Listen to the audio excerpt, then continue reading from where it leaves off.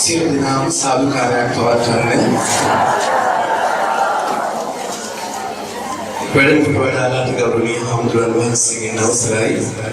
සද්ධා බුද්ධ සම්පන්න කුසල කාමී වාසනාවන්ත පින්වතුනි, අද අපේ උතුම් ධර්ම දේශනා මාලාවේ දෙවෙනි දවස මෙතන සිට අද දිනේට අදාළ ධර්ම දේශනාව ආරම්භ කරන්නට අපි සූදානම් වෙන්නේ. මේ ධර්ම දේශනාව සඳහා අපි ආරාධනා කරනු ලැබුවා මහනුවර තලාතුවේ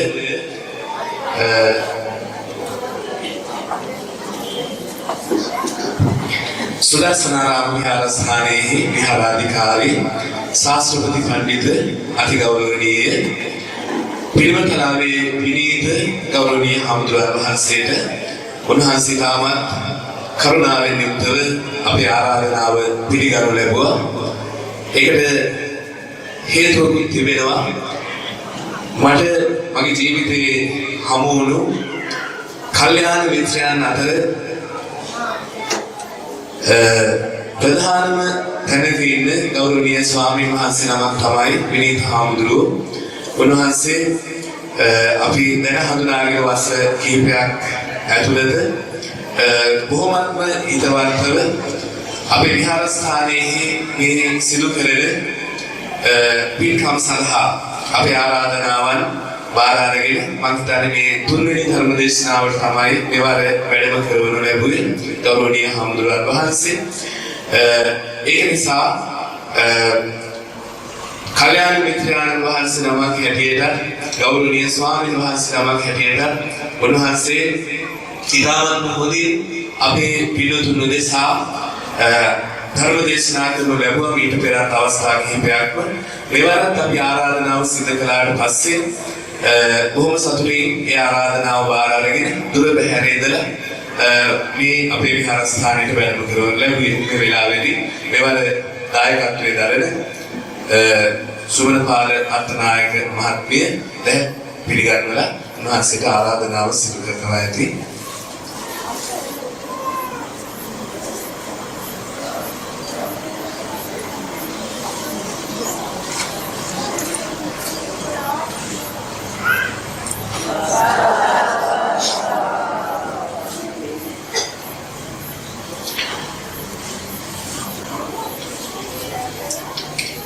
මෙතන සිට උතුම් සදහම් දේශනාව ආරම්භ කරන හැටියට ගෞරවනීය අපේ හාමුදුරුවන් වහන්සේට මම නැවතත් ගෞරවයෙන් යුක්තව ආරාධනා කර සිටිනවා. හැම දිනම සාදු නාදයක් පවත්වන්න.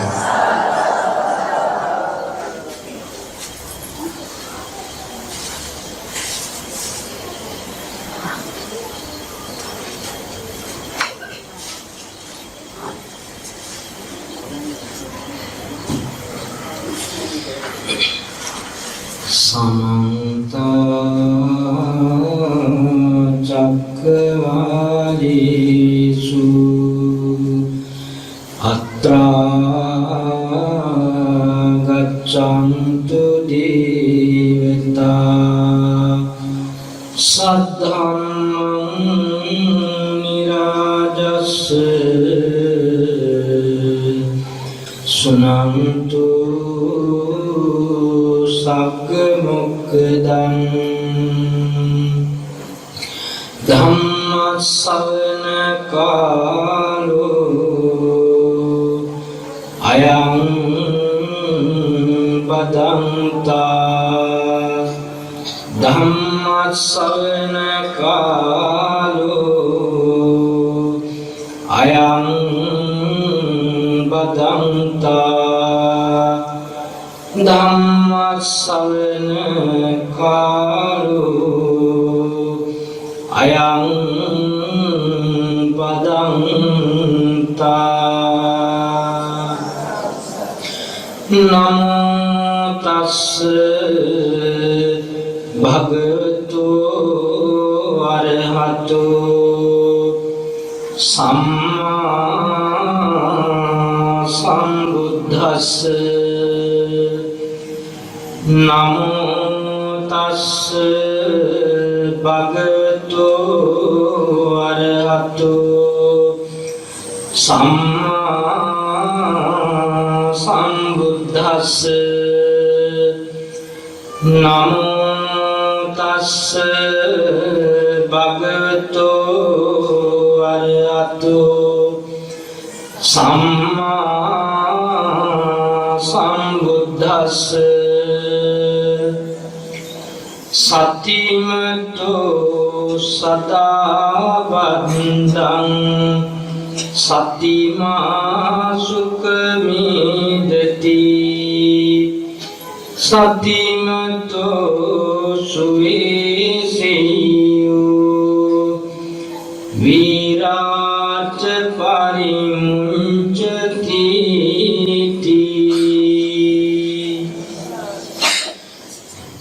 මෙම දල්තර ධාමික යෝගාශ්‍රමාධිපති අතිපූජනීය නායක ස්වාමීන් වහන්සේගෙන් අවසරයි.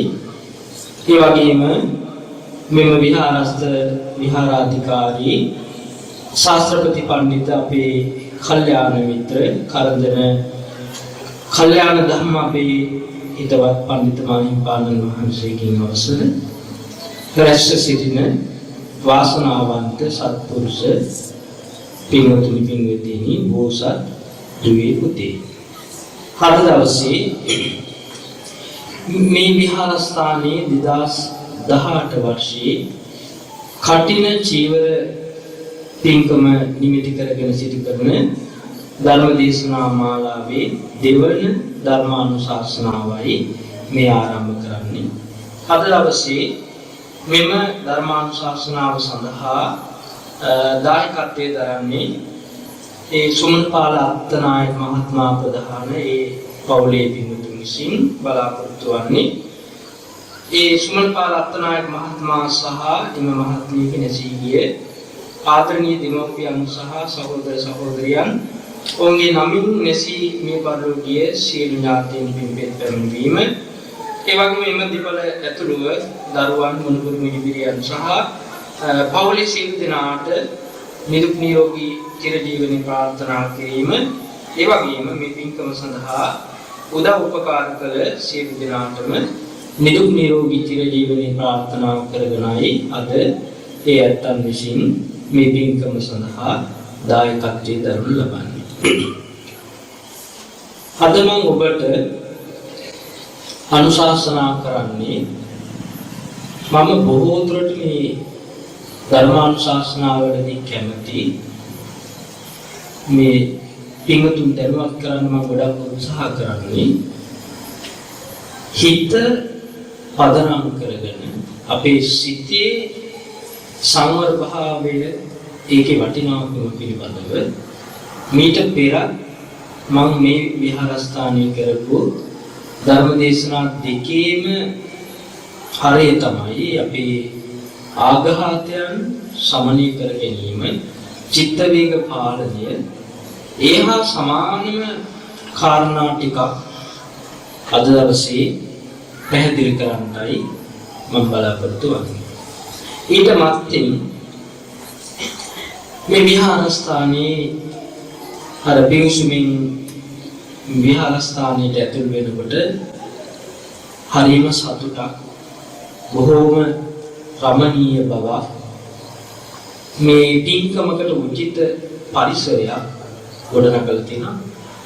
වෙනදා මේ ධර්මශාලාව තුළ මා නොදුටු තවත් මේ බොහොම සෞන්දර්යාත්මක විදිහට මේ ආසන සකස් කළා.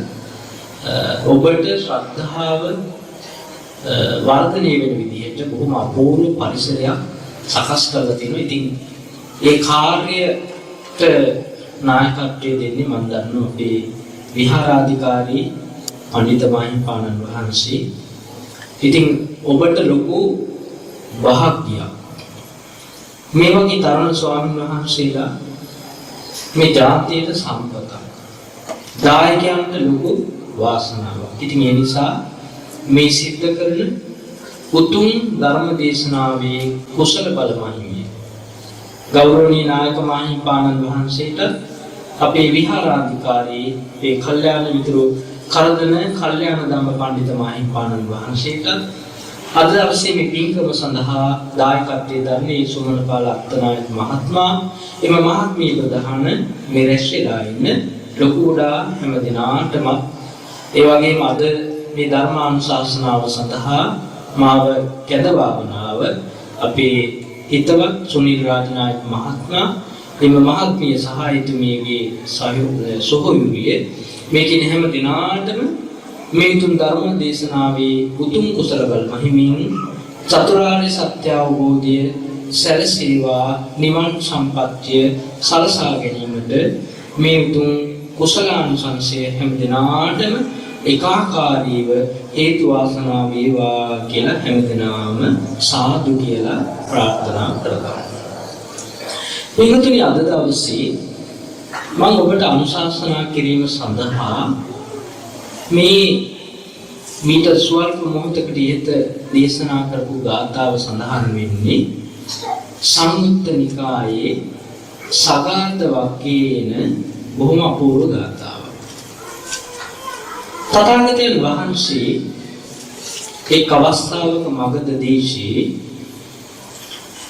මණිමාලක කියන චෛත්‍ය ස්ථානයේ මණිබද්ද කියන යක්ෂයාගේ භවනි වැඩ ඉන්න අවස්ථාවක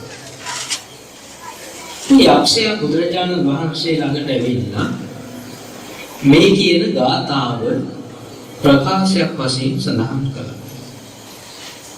මේ ප්‍රකාශය කළේ කවුද එතකොට? මණිබද්ද කියන යක්ෂයා. දැන් අපි යක්කෝ කිව්වහම හරි බයයි නේද? අපි කියමනට කියන්නේ මේ මිනිස්සයා යකෙක් වගේ කියලා. හැබැයි මේ ධර්ම දේශනාව අවසානයේ ඔබට තේරෙයි මේ යක්කෝ කියන්නේ අපි හිතන තරම් බය වේතු පිරිසක් නෙවෙයි කියලා. හොඳ ශ්‍රද්ධා සම්පන්න යකෙක් මණිබද්ද යක්ෂයා. එතුමා තථාගතයන් වහන්සේ ළඟට ඇවිල්ලා කියනවා මොකක්ද? සතිමතු සදා බද්දං සතිමා සුඛමීදති සතිමතෝ සුවේසෙයෝ වේරාච පරිමුච්ඡති. ස්වාමීනි භාග්‍යතුන් වහන්සේ සිහියති පුද්ගලයා සතිමතෝ සදා බද්දං සිහියති පුද්ගලයා හැමදාම යහපතක්ම උදා කරගන්න. සතිමත් පුද්ගලයාට හැමදාම යහපතක්ම තමයි සිද්ධ වෙන්නේ. සතිමා සුඛමේදති සතිමත් පුද්ගලයාට සැපවත් දෙයක්ම තමයි ලැබෙන්නේ. සැපවත් කාරණාවක්ම තමයි යෙදෙන්නේ. සතිමතෝ සුවේසෙයි සිහිය තියෙන කෙනා හැමදාම ශ්‍රේෂ්ඨෙක් බවට පත් වෙනවා. වේරාච පරිමුච්ඡති ක්‍රෝධයෙන් මිදෙනවා කියලා මේ මණිබද්ද යක්ෂයා තථාගතයන් වහන්සේ ඉදිරියේ ප්‍රකාශයක් වශයෙන් කළා. බුදුරජාණන් වහන්සේ මේ මණිබද්ද යක්ෂයාගේ ප්‍රකාශයෙන් බොහෝම අවධානයෙන් අහගෙන ඉඳලා එතුමා කිව්ව කාරණා තුනක් පිළිගත්තා. මොකක්ද පිළිගත්තේ? සිහිය තියෙන පුද්ගලයාට හැමදාම සතිමතු සදා බද්දා සිහිය තියෙන කෙනාට හැමදාම යහපත් දෙයක් සිද්ධ වෙනවා තමයි. සතිමා සුඛ වේදති ඒ වගේම මේ සිහි ඇති සතිමත් පුද්ගලයාට සුවපහසු දෙයක්ම තමයි යෙදෙන්නේ. ඒ වගේ මේ පුද්ගලයා ශ්‍රේෂ්ඨෙක් බවට පත් වෙන බව ඇත්තයි. හැබැයි බුදුරජාණන් වහන්සේ ඒ කාරණා තුන අනුමත කළාට අවසාන පදයේ ගැන උන්වහන්සේ හැඟීමක් කළේ වේරාච පරිමුච්ඡති. දැන් මණිබද්ද යක්ෂයා කිව්වේ තරහ එන්නේ නැහැ කියලා. ක්‍රෝධයෙන් තොර වෙනවා කියලා. බුදුරජාණන් වහන්සේ ප්‍රකාශය විනාශ කරලා වේරා නච පරිමුංචති කියලා මේ ගාථාව නැවත දේශනා කළා. දැන් මොකද්ද මේ බුදුරජාණන් වහන්සේ කිව්වේ? දැන් මෙයා කල්පනා කළා මේ සිහිය තියෙන කෙනාට හොඳ දේවල් වෙනවා, සැපවත් පුද්ගලෙක් වෙනවා, ශ්‍රේෂ්ඨෙක් බවට පත් වෙනවා. ඒ නිසා ඒ සිහිය තියෙන කෙනාට කීර්තිය එහෙම එන්නේ නැහැ කියලා. ඒක තමයි මණිබන්ධයක් කියන්නේ. නේ? නම් බුදුරජාණන් වහන්සේ දන්නවා මේ ලෝකයේ සැබෑ ස්වરૂපය රහතන් වහන්සේ නමකගේ සහ අවම සෝවාන් මගබලලාභීගේ ස්වභාවය සහ පෘථග්ජනයේ මනස පිළිබඳව තථාගතයන් වහන්සේට අන් කවරෙකුටත් වඩා ඉතාම හොඳ අවබෝධයක් තියෙනවා. ඒ නිසා තමයි මුල් කාරණා තුන අනුමත කළා හතරවෙනි පදේ අනුමත නොකළා. මොකද උන්වහන්සේ දන්නවා පෘථග්ජනයේ තුල ක්‍රෝධය කියන එක හට ගන්න පුළුවන්. දැන් මම ඔබෙන් ගියවර අහපු ප්‍රශ්නේ නැවත අහනවා. මම ගියවරත් ඇහුවා තරහ යන අය අතෝසන්න කියලා. මම ආපහු අහනවා මේ ප්‍රශ්නේ. අතෝසන්න බලන්න තරහ යන අය.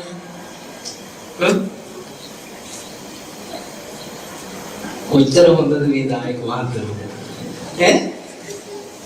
ගොඩක් දෙනෙකුට තරහ එන්නේ නැහැ. එහෙනම් මේගොල්ලෝ සාමාන්‍ය අය නෙවෙයි. ආර්ය ශ්‍රාවකයෝ. මොකද තරහ එන්නේ අඩුම තරමේ අනාගාමී ඵලයටවත් පත් වෙලා ඉන්නවා.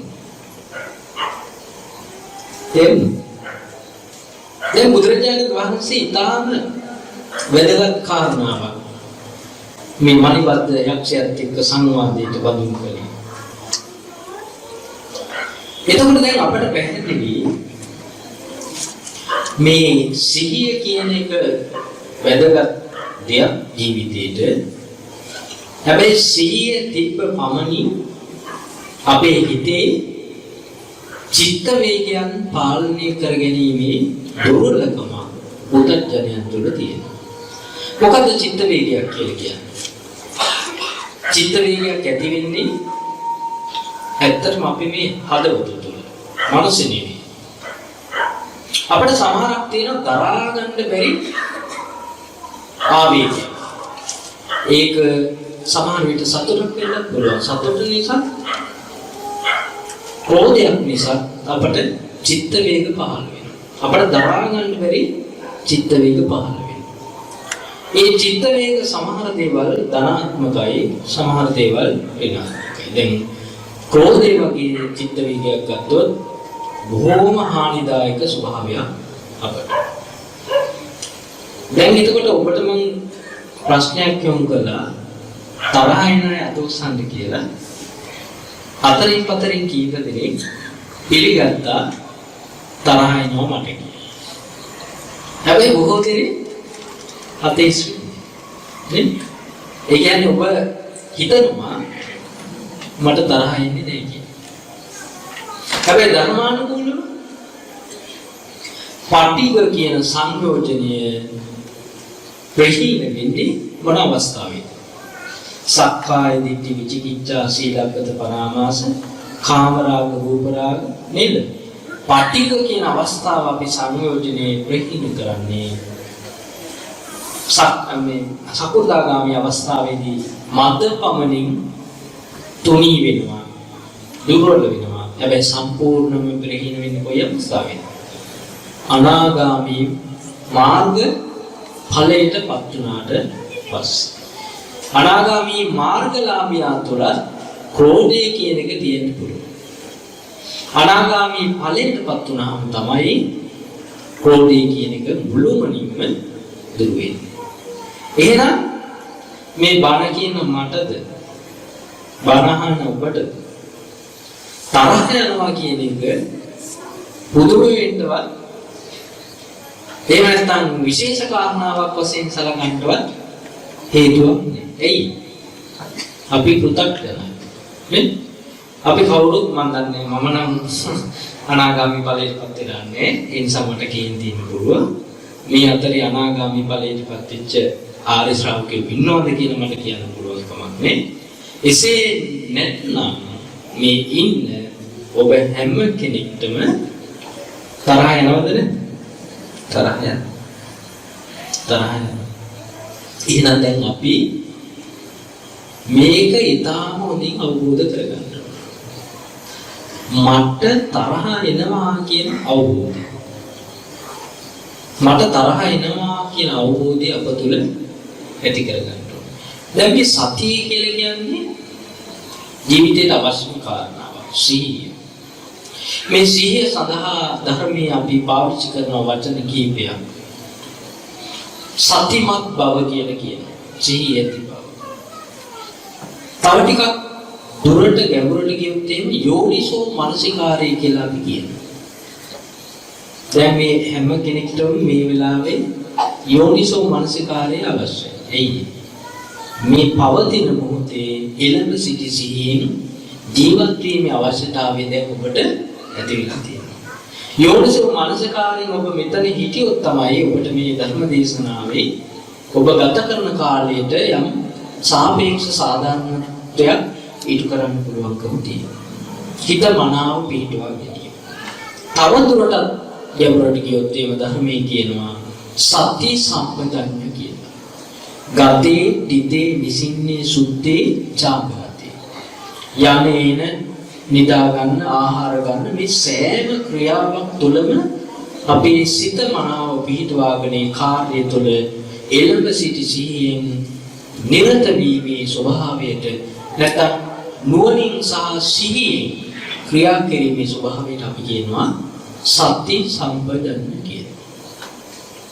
ඒතකොට මේ සති සම්පජඤ්ඤය කියන නැත්නම් යෝනිසෝ මනසිකාරය කියන එහෙම නැත්නම් සතිමත් බව කියන එක ඇයි අපට අවශ්‍ය? ඇයි අපට අවශ්‍ය? සිහියක් නැත්නම් මොකද වෙන්නේ? අපට තියෙන කෙලෙස් ධර්ම රාග, ද්වේෂ, මෝහ කියලා ප්‍රධාන කාරණා තුනක් තියෙනවා. දැන් මේ රාග සිතුවිල්ල, ලෝභ සාගත සිතුවිල්ල අපේ සිතේ ඇති වුණොත් මොකද වෙන්නේ? දැන් ඔබට එකපාරටම මතක් වෙනවා ඔබ සුපුරුදු පරිදි වෙනද නරඹන ටෙලිනාට්‍ය. මේ වෙලාවට මොනවාරි යන එක ටෙලිනාට්‍යයක් මතක් වෙනවා. මොකද වෙන්නේ? අනේ මොකද වුනේ කියලා මේ ඉඳන් ටෙලිනාට්‍ය ගැන කල්පනා කර කර ටෙලිනාට්‍යයේ හිත අලවනවා. මොකද වෙන්නේ? මනහන් පුරුදු. පන්සලේ ඉන්නේ කියලා 100ක් තියෙනවද? නෑ. මොකද වෙන්නේ? ඒ ලෝභ සාගත සිතත් එක්ක ඔබ ඇලීමක් සිත තුළ ඇති කරගන්න. ඒ වගේම දේශ සාගත සිත. දේශ සාගත සිතකින් ඔබ මොකද කරන්නේ? ගැටීමක් ඇති කරගන්න. එහෙම නැත්නම් මෝහ සාගත සිතකින් ඔබ මුලාවටපත් වෙනවා. එතකොට දැන් අපට සිහිය අවශ්‍යයි. සතිමත් පුද්ගලයා එයා තමන්ගේ සිතේ ඇතිවන සිතුවිල්ල ඉබාගාතයන්ට දෙන්නේ නැහැ. මුලාවටපත් වෙන්නෙත් නැහැ. යමක් එක්ක ගැටෙන්නෙත් නැහැ. ඒ කෙරෙහි ඇලෙන්නෙත් නැහැ. එහෙනම් අපට සතිමත් බව අවශ්‍ය වෙන්නේ ජීවිතයේ එදිනෙදා සෑම මොහොතක් පාසාම ජීවිතේ පවත්වාගෙන යද්දී මේ සිත තුළ අනන්ත වාරයක් අපි කියන්නේ අසුරු සෙන චිත්තක්ෂණයක් කියලා කියන්නේ බොහෝම ඊටාම කෙටි කාලයක්. මේ චිත්තක්ෂණයක් තුළ සිතුවිලි දහස් ගාණක් අපේ සිතේ ඇති. මේ සිතේ ඇතිවන සියලු සිතුවිලි පිළිබඳ විමර්ශනයක් කරන්න පුළුවන්කම තියෙන්නේ කාටද? සතිමත් පුද්ගලයාට පමණයි. සතිමත් පුද්ගලයන් පමණයි මට මේ ඇති වුණේ ද්වේෂ සහගත සිතක්, මට මේ ඇති වුණේ ලෝභ සහගත සිතක්, මට මේ ඇති වුණේ මෝහ සහගත සිතක් කියලා හඳුනා ගන්න. ඒ නිසා මේ සතිමත් බව අපට අපේ ජීවිතයට අවශ්‍යයි. එහෙම නැත්නම් මොකද වෙන්නේ? හොඳ දෙයක් නම් කවන්නේ පින්කමක් ගැන සිතක් ඇති වුණා නම් කවන්නේ ක්‍රෝධයක් ඇති වුණා. නේ? ක්‍රෝධ සිතකින් ලොකු හානියක් තමන්ටත් තමන්ගේ ඉදිරියේ ඉන්න කෙනාට තමන්ගේ සංසාර ගමනට සිද්ධ කරන්න පුළුවන්. අපිට අප විසින්ම හතුරෙක් බවට පත් වෙන්න පුළුවන්කම තියෙනවා. කොහොමද? දිසෝ දිසං යන්තං කෛරා වේරි වාපන වේරිනා මිච්ඡා පනිහිතං චිත්තං පාපියෝ නන්තතෝකයි. දැන් හොරේ තවත් හොරෙක් දැකලා මගේ වෙයි කී හොරකම් කරන්න ආවද කියලා අතට අහුවන එකකින් දමල ගහලා හානියක් කරනවා. මොකක් හරි අතක් පයක් දෙන්න පුළුවන්. ඒක හානියක් නෙවෙයි කායික පීඩාවක්. හැබැයි ඊට වඩා පීඩාවක්. මිච්ඡා පනිහිතං චිත්තං පාපියෝ නන්තතෝකයි. මිත්‍යා දෘෂ්ටියෙන් පාපයෙන් යුක්ත පාපී අදහස් දරන තමන්ගේ සිත විසින් තමන්ට සිද්ධ කරනවා කියන එකයි තථාගත බුදුරජාණන් වහන්සේ දේශනා කළේ. එහෙනම් පිටුතුනි අපේ සිත තුළ ක්‍රෝධ සිතක් බල ගැන්වෙනවා කියන්නේ ඒකේ හානිය කාටද? තමන්ටමයි. නේ? තමන්ටම තමයි ඒ ක්‍රෝධ සහගත සිතේ බලපෑම අත්විඳින්නේ. මෙලොවදිත් හානි සිද්ධ වෙනවා. පරලොවදිත් හානි සිද්ධ වෙනවා. සංසාර ගමන පුරාවටම අපට ඒ හානි ප්‍රතිඵල භුක්ති විඳින්න සිද්ධ වෙනවා. එතකොට දැන් මේ තරහ සිතක් ඇති වෙන්න මොකක් හරි හේතුවක් තියෙනවා. නිකන් කාටවත් තරහ නැහැ. දැන් මේ ඔබ කාටවත් කේන්ති කියලා තියෙනවද? දැන් මේ මොහොතේ කේන්ති කියලා ඉන්නද කාටවත්? නැහැ නේ. ඇයි? දැන් කාටවත් කේන්තියට හේතුව නැහැ. අර අපේ ස්වාමීන් වහන්සේ බොහෝම මිහිරි හඬින් බොහොම සාන්තව ශ්‍රද්ධාවෙන් අර බුදුරජාණන් වහන්සේලා සිහිපත් කරමින් අටවිසි වන්දනාවක් කළා. ඔබේ හිත සමාධිගත වෙලා දැන් මේ පන්සලේ ධර්මශාලාවේ අසුන්ගෙන ඉන්න මොහොතේ බණහඬ සුදුසු පූර්ව සැකස්මක් ඔබේ සිත තුළ ඇති කරගත්ත ඒ වෙලාවේ දැන් මේ ධර්ම දේශනාව ආරම්භ කරනකොට මේ පින්කම තුළ ඔබේ සිත අලව ගත්තා. එතකොට දැන් ඔබ කාටවත් කේන්ති යන්න හේතුවක් නැහැ. හැබැයි ඔබ මෙතන කැමැත්තෙන් නම් කැමැත්තක් නැතුව නම් ඉන්නේ. සමහරවිට මේ ධර්ම දේශනාව ටිකක් දීර්ඝ වුණා. මොකද වෙන්නේ? සමහරවිට මම අර ඉස්සෙල්ලා කිව්වේ ටෙලිනාට්‍ය මොකද මේ ලංකාවේ දැන් 6 ඉඳන් 9 වෙනකම් බණ කියන්න බැරි තත්ත්වයක් විඳාගෙන. එහෙමනම් පූර්ව දැනුම් දීමක් දෙන්න වෙනවා සියලු නාට්‍ය විකාශනයේ වෙන රූපවාහිනී ආයතන 6 සිට 9 දක්වා වසා දැමී කියන. පූර්ව දැනුම් දීමක් කරලයි බණ කියන්නේ. එයි. දැන් ලංකාවේ අතුරුන ස්වභාවය ඒක තමයි. ඕන වැඩකට කැමති 6 ඉඳන් 9 වෙනකම් පින්කම් මොකවත් බෑ. සමහර මිනිස්සු. එයි. අපි ඒකට ප්‍රමාණී ඉක්මව ඇලිලා. ඉතින් ඒ නිසා මේ ඇලීම නිසා ඔබ තුල යම් දේශසාගත සිතක් ඇති වෙන්න පුළුවන්කම තියෙනවා. දැන් එහෙම නැතුව බණහන්න කැමැත්තක් තියෙන කිසිම කෙනෙක් තුල ක්‍රෝධ සිතක් මේ වෙලාවේ ඇති වෙන්න හේතුවක් නැහැ. දැන් අපි උදාහරණයකට ගමුකෝ විලක් තියෙනවා. මේ විලේ පතුල බොහොම පිරිසිදු ජලයෙන් යුක්ත පතුල පේනවා දැන් ඔබට. බොහොම පිරිසිදු. ඔය පොඩි දරුවෙක් ගිහලා ගල් කැටයක් ගහලා මොකද කරන්නේ? අර ජලයේ පිරිසිදු තිබුණු ස්වභාවය වෙනස් කරනවා, කලබල. මොකද වෙන්නේ? අර මුලින් තිබුණු ප්‍රවාහස්වර බව පතුල පේන ස්වභාවය දැන් තියෙනවා. නේ වෙනසුනේ. අර ගල් කැටයකින් දමලා ඕම් මේ වගේ තමයි පින්වතුනි අපේ හිත. විවිධ කාරණා නිසා විවිධ හේතු නිසා අපේ හිත කැළඹීම් වලට පත් වෙනවා. ඒ කැළඹිල්ලට පත් වුණාම හරිම විචිත්තයි. අර උද්දච්ච කුක්කුච්ච ස්වභාවයකින් කල කී දේ පිළිබඳව යම් කිසි පසුතැවීමක් ඇති වෙනවා. ඊළඟට තමන්ගේ හිත පිළිබඳව තමන් ඉන්න ස්වභාවය පිළිබඳව තමන්ට අවබෝධයක් නැහැ. ඒ නිසා කේන්තිය පාලනය කරගන්න බැහැ. කේන්තිය පාලනය කරගන්න බැරි නිසා නොයෙකුත් අපරාධ වලට අපි එළවෙන්න පුළුවන්කම තියෙනවා. කේන්තිය යන හේතු ගොඩක් තියෙනවා. දැන් ඔය මට මතකයි මම ගිය වතාවෙත් ඔබට මතක් කළා නැවත සිහිපත් කරොත් ඔය දස අඝාත වස්තු අපට හේතු ගොඩක් තියෙනවා තරහ යන. ඒකෙන් එකක් තමයි මේ අතීතයේදී මට කවුරු හරි හානියක් කළා. දැන් මට හානියක් කරනවා.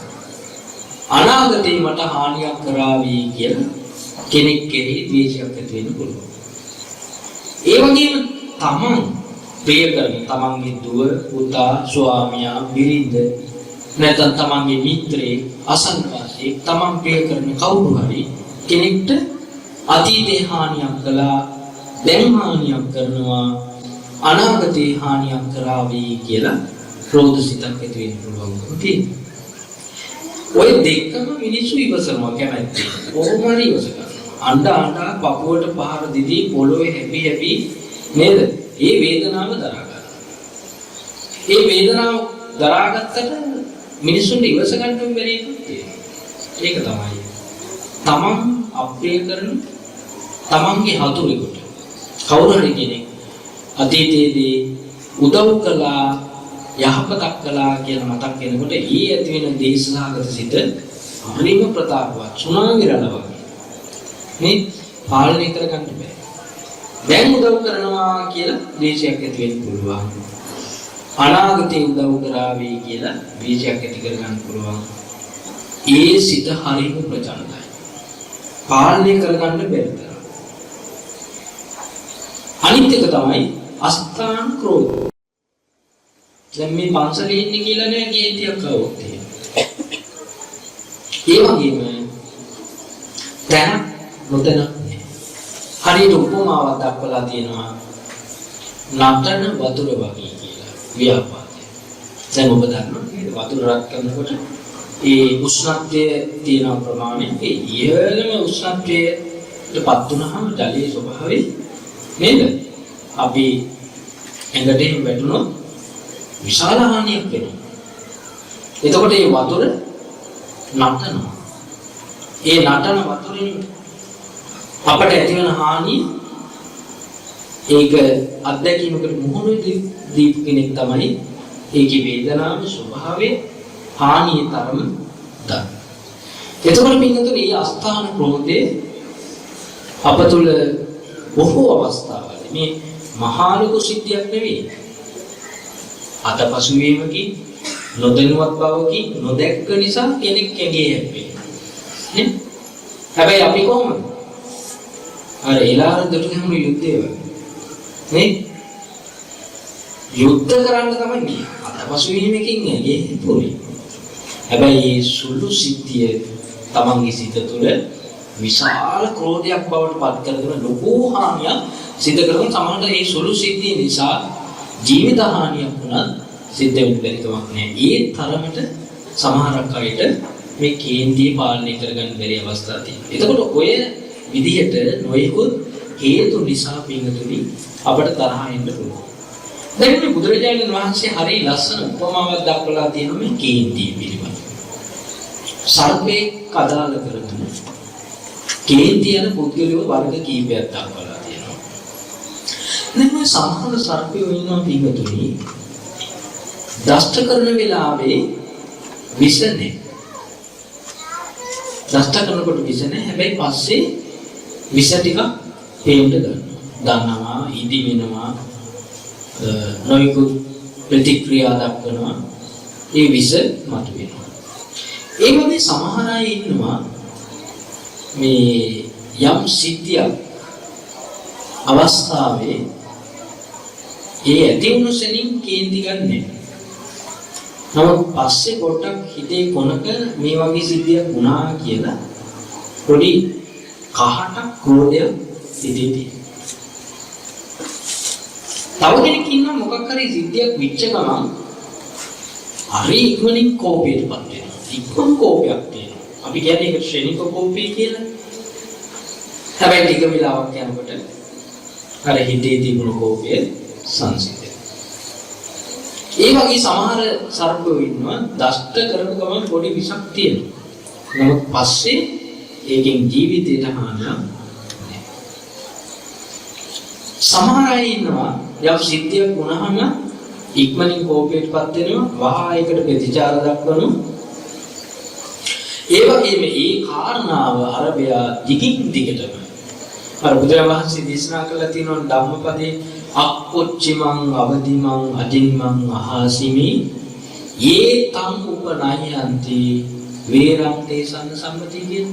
ආවලා මට ගෙහුවා, ආවලා මට බැන්නා, ආවලා මාව පරාජය කරා, මා සතු දෙය පැහැරගත්තා. ඔන්න ඔය විදිහට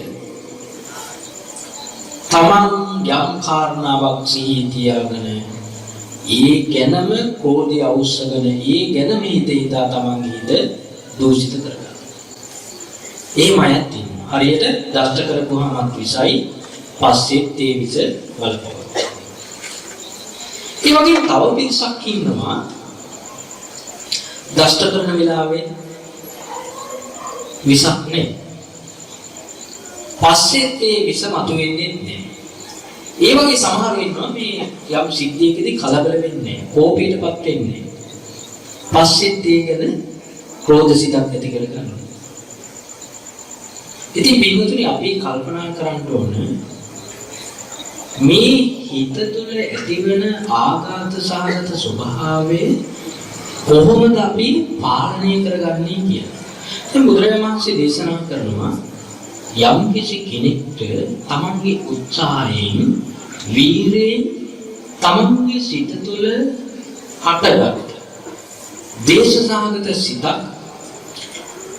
මැද පවත්වා ගන්න හැකියාවක් ලැබෙනවා නම් එයාට ඒ ක්‍රෝධය තුළින් තියෙන හානිය අවමයි කියලා. හැබැයි ඒක ලේසි වැඩක් නෙවෙයි. දැන් මම කියවනේ මේ සතිමත් බව යෝනිසෝ මනසිකාරයෙන් එහෙම නැත්නම් සති සම්පජඤ්ඤය අපට අවශ්‍යයි කියලා. පවතින මොහොතේ එළව සිටි සිහියෙන් ඉන්න ඕන. එහෙම නැත්නම් මොකද වෙන්නේ? මට ක්‍රෝධ සිතක් ඇති වුණා කියන අවබෝධය මා තුළ ඇති වෙන්නේ නැහැ. ඒ නිසා මොකද වෙන්නේ?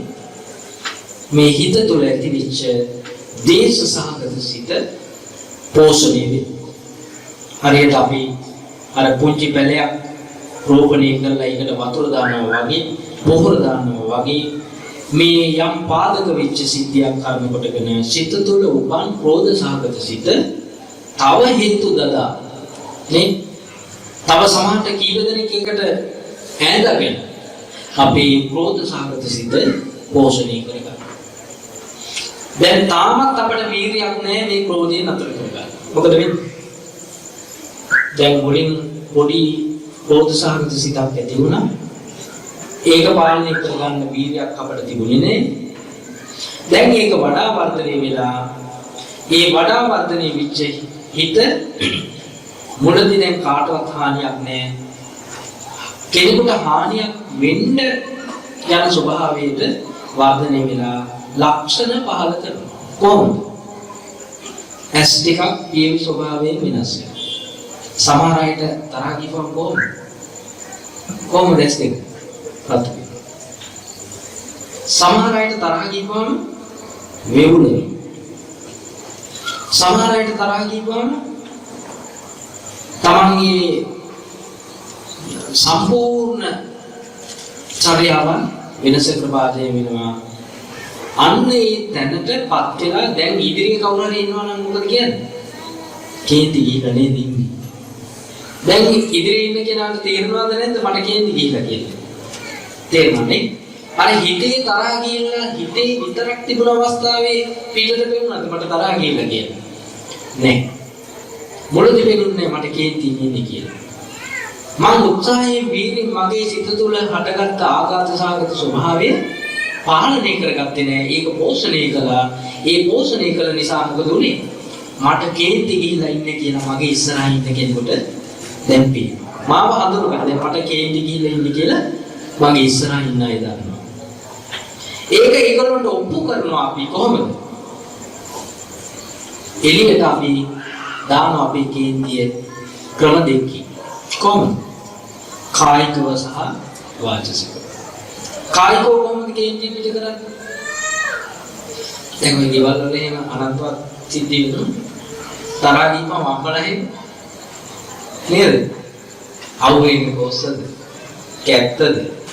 නේද? ඕපෙද දිගාන අවුෙච්ච එකෙන් තමයි ගන්න. නේ? මුටි දෙන්න. දැන් පොඩි දරුවන්ට අපි ආදරේ ඉන්නේ. සාමාන්‍යයෙන් ඉතින් අපි මේ ඔළුවට ගහන්න හොඳ නේද? ආතක් කැමරි ඕම හිතනවා. තරහ ගිහම කල්පනා කරනවා. මේ ඔළුව මේ පිට මේ අත කියලා කල්පනා කරනවා. මේ ගහන්න හොඳ නැතිද කියලා හිතනවා. ඔය මොකක්වත් නෑ. එයි. ඒ තරහ තමයි පාලනය කරගන්න බෑ. ඔන්න මට කේන්තියක් ආවා කියලා දැන් සහතික කරලා අනිත් අයට ඔප්පු කරලා දෙන්නවා. කායිකව හානි කරනවා. අනිත් එක වාචිකව නේද? අසභ්‍ය වචන කියනවා. චෝදනා කරනවා. අපවාද කරනවා. නිඳා කරනවා. ඔන්න දැන් තේරෙනවා මේ පුද්ගලයාගේ සිත තුළ යම් ක්‍රෝධයක් ඇති වුණා. ක්‍රෝධය වර්ධනය වුණා. වර්ධනය වෙච්ච ක්‍රෝධ සහගත සිතෙන් ප්‍රතිචාර දක්වනවා. දැන් හැමෝටම පේනවා මේ තරහ කියන්නේ. එතකොට මෙන්න මේ தത്വයට එනකන් අපිට අපේ උත්සාහය හෝ වීරිය භාවිත කළා අපේ සිතේ ස්වභාවයේ චලනයන් හඳුනගන්න අපෝසත් වීම නිසා අපි මොකද කරගත්තේ? අකුසලයක් සිද්ධ කරගත්තා. කුද්දෝ අත්තං නජානාති කුද්දෝ අත්තං පස්සති. මේ තරහ ගිහුවම මං කවුද? මං කොහෙද ඉන්නේ? මං කලෙත්තේ මොකක්ද කියන එක පිළිබඳව මට අවබෝධයක් ඇති වෙන්නේ. මං හරින නොවිසිලිමත් විදිහට තමයි ක්‍රියා කරන්නේ. එතකොට එහෙනම් අපි මේක මොකක්ද කරන්න ඕන?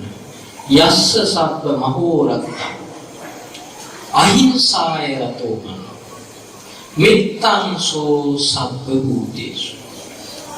අපි හැම වෙලේම මේ ඊටාම වැදගත් සිතුවිල්ලක් ඇති කරගන්න ඕනේ. මොකද්ද? මෙත් සහගත සිත.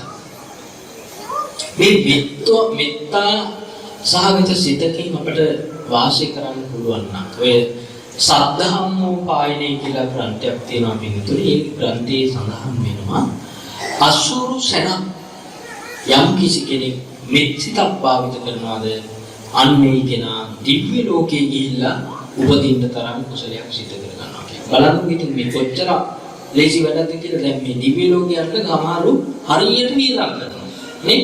දිව්‍ය ලෝකයන් දීතාගෙන ලෝකෝ වියදම් කරනවා. දිව්‍ය ලෝක ප්‍රාර්ථනා කරනවා. බලන්න මේ අසුරු සෙනක් කියලා කියන්නේ බොහොම සුළු වෙලාවක. මේ සුළු වෙලාවක මම කෙරෙහි විතරක් නෙවෙයි මේ මුළු ලෝකයා කෙරෙහිම මට මෙච්චිතක් ඇති කරගන්න පුළුවන් නම් ආයේ දිව්‍ය ලෝකයන්ට අමුතුවෙන් පින්කම් කරන්න අවශ්‍ය නේ. දැන් ඔබ දන්නවා කර්ණීය මෙත්ත සූත්‍රය. කර්ණීය මෙත්ත සූත්‍රයේදී බුදුරජාණන් වහන්සේ දේශනා කරේ මොකද්ද?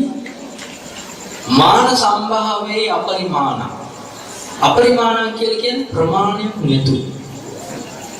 දැන් ඔබ අහලා තියෙනවා සතර බ්‍රහ්ම විහරණ. සතර බ්‍රහ්ම විහරණ වලට කියනවා පිටුතුනේ තව නම. චතු අප්පමඤ්ඤා කියලා කියනවා. ප්‍රමාණයක් නැතිව ඒ කාරණාවන් සිද්ධ කරන්නේ. මොකද්ද? මෙත්තා, කරුණා, මුදිතා, උපේක්ෂා. එතකොට මෛත්‍රිය කියලා කියන්නේ සීමාව ඇති දෙයක්ද නැති දෙයක්ද? සීමාවක් නැහැ. හැබැයි අපිට සීමාවක් තියෙනවා. කොහොමද සීමාව? අපි මේක වඩන්නේ අපේ හිතවන්තයිට විතරයි. අර කතාවලත් කියන්නේ සියලු සත්වයෝ නිදුක් වෙත්වා නිරෝගී වෙත්වා මගේ තරහකාරියෝ හැර කියන. සමහර කෙනෙක් තමයි මෙච්චර. දැන් මේ මෛත්‍රියේ බලක් තියෙනවා. උදේමාංශෙ මොකද කියන්නේ? තසාවා, තාවරාවා, අනවශේෂා, දීගාවා, ඊමහන්තාවා, මච්චිමා රස්සකානුකතූලා, දිඨාවා, ඒවාදිට්ඨා, යේච දූරේ වසන්තය විදූරේ භූතාවා සම්භවේසීවා සබ්බේ සත්තා භවන්තු සුඛී සත්තා. දැන් එතනදී කවුරුත් වෙන් කරාද මේ ප්‍රිය කරන අය අප්‍රිය කරන අය Tamande හිතවත් අය අහිතවත් අය කියලා නේ සියලුම සත්‍යෝ සපවත් භවට පත්විත්වා කියලා විතොලන. එතකොට අහිංසාය රතෝ මනෝ අපි මේ නිරන්තරයෙන් තමන්ගේ මනස මේ සිතුවිලි කෙරෙහි ඇලෙමින් වාසය කරනවාද අන්නේ පුද්ගලයාගේ සිත තුළ කවදාවත් සවේ පෙච්චන සෝචති කිසි දවසක ඒ වගේ ක්‍රෝධ සහගත සිතක් ඇති නොවන බව ලෝතර බුදුරජාණන් වහන්සේ දේශනා කළා. ඉතින් පින්වතුනි